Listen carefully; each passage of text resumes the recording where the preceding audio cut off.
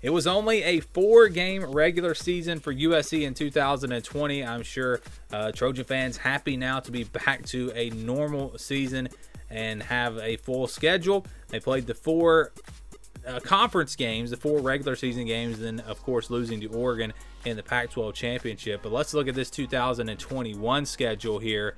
Again, 4-1 last year if you count the Pac-12 championship game. And before we go game by game, let's look at who USC plays outside of the Pac-12 South, because that's what I like to always look at first. You know you're going to play the teams in your division. Now we're going to look at who you play outside of your division, in the non-conference, and then in the other division in your conference. So this is who they play. They play San Jose State, Notre Dame, and BYU in the non-conference. Really not too tough of a non-conference schedule there. Obviously, Notre Dame's going to be a tough game, but they play them every year in a normal year. I do play them on the road, but Notre Dame is not a team that I'm expecting to be in the top 5 again this year. So it's not. I'm not saying USC can't win that game, but it will be tough. And BYU actually returns less production than any other team in college football in the FBS. So this is a team that should take a major step back. And then San Jose State, a very good group of 5 team. Of course, we saw them win the Mountain West last year. If it had been a normal year and all the games been played, was this really the best team in the Mountain West? I don't know. But still, they are a good team, and they won't be a pushover there in the non-conference. So, a pretty tough it's tough in the way that they don't have any easy wins in the non-conference, but I don't think you have any like games that they can't win. They're not playing they played Alabama in the past. You don't have anything like that. And then if you look at who they play in the Pac-12 North, I think USC lucked out big time. I think you avoid the top 2 teams out of the North. They will play Stanford, Washington State, Oregon State, and Cal. To me, those are the 4 bottom teams in the Pac-12 North. They do not have to play Washington. They do not have to play Oregon.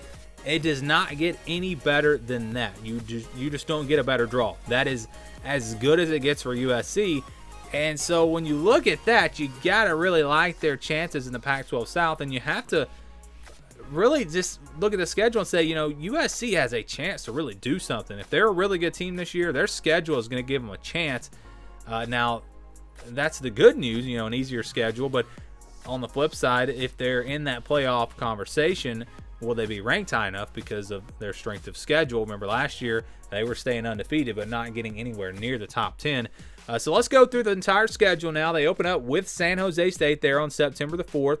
They'll play Stanford on September 11th, Washington State on September 18th on the road, then Oregon State on September 25th. So that's the month of September. And again, when you look at this schedule, there are no real easy wins. There are no FCS opponents. There are no bad group of 5 teams. And there's really no horrible team, I think, in the Pac-12 this year. So you're going to have to bring it every week. Yes, they're going to be favored in a lot of these games, but there are also a lot of games where they will have a chance to lose. So it's a very interesting schedule. You go into the month of October, they'll play on the road at Colorado. Then they'll play Utah on October the 9th. Utah has a chance, I think, to be pretty good this year. That's going to be a tough matchup there. They'll get a bye week after Utah, before Notre Dame. So really, that's a great spot for your bye week. Utah, a physical team. You want that bye week after you play them. And you get an extra week to prepare for Notre Dame in what is probably going to be their toughest test on this schedule. And that's probably going to be the toughest team that they play, especially playing them on the road. Extra time to prepare, that'll be helpful before they go on the road to face Notre Dame on October 23rd.